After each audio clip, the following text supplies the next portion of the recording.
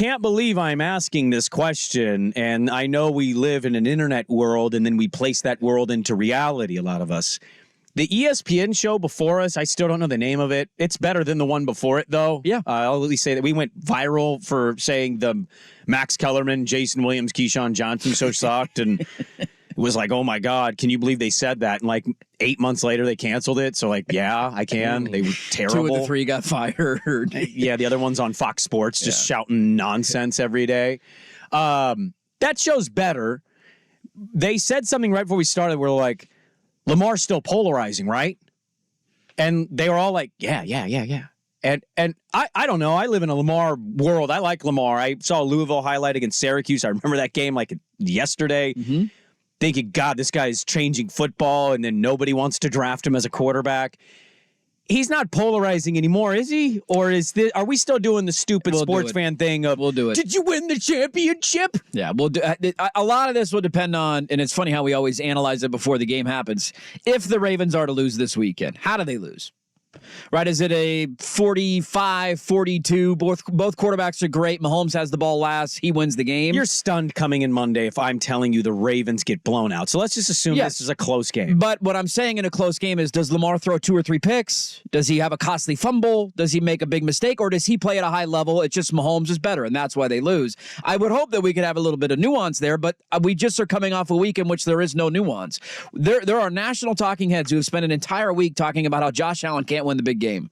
Josh Allen's not clutch. He can't do it. He can't lift his team on his shoulders. Even though he had a lead in the divisional round in Kansas City 3 years ago with 13 seconds to go, throwing a game-winning touchdown pass, and they gave up a score with 13 seconds, and he never touched the ball again. He set his team up with a chance to kick a game-tying field goal. His clock expired, or time expired, basically, this weekend, and his kicker missed the kick. Like, a lot of this isn't on the quarterback, but we will absolutely do this to Lamar Jackson. If they lose, this will be a conversation all week next week. No. But is he polar? Do you think? Yes, I absolutely think he's polarizing. 100%. If he struggles throwing the football a little bit, so the guy that wins 2 league MVPs before the age of 30. We are stupid. Okay. We are stupid. And we have dumb debates, and there is no nuance, there is no context.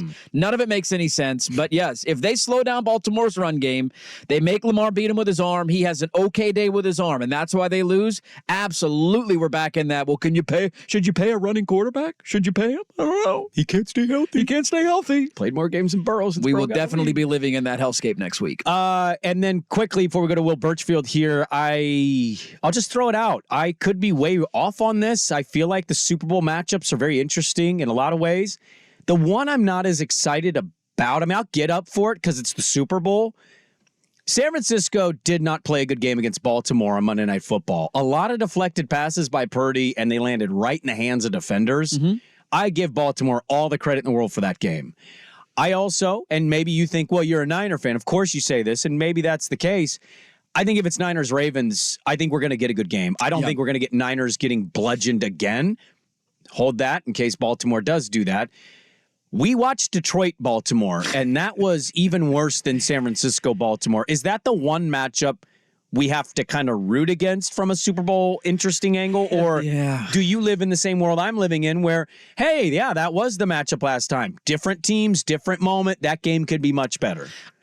Here's what I'll tell you. If that's the matchup, I would definitely gamble on Baltimore in that game, no matter what the spread is, because I've seen it before. I would be hopeful to be wrong and have a Detroit kind of surprise. The sad part about this, I agree with you, is those are the two feel-good stories. I know. Like, everybody wants Detroit to get there. Lamar getting to a Super Bowl would be a big deal. Mahomes losing in one of these games. Like, that's the game. I feel like everybody's rooting for Baltimore and Detroit this weekend. That's the feel I have. Without looking ahead to thinking of what's the Super Bowl actually going to be like, and will that be a competitive Super Bowl? Every other matchup, I don't know, because they're missing Tooney. I think that's an underrated part for Kansas City. Yeah.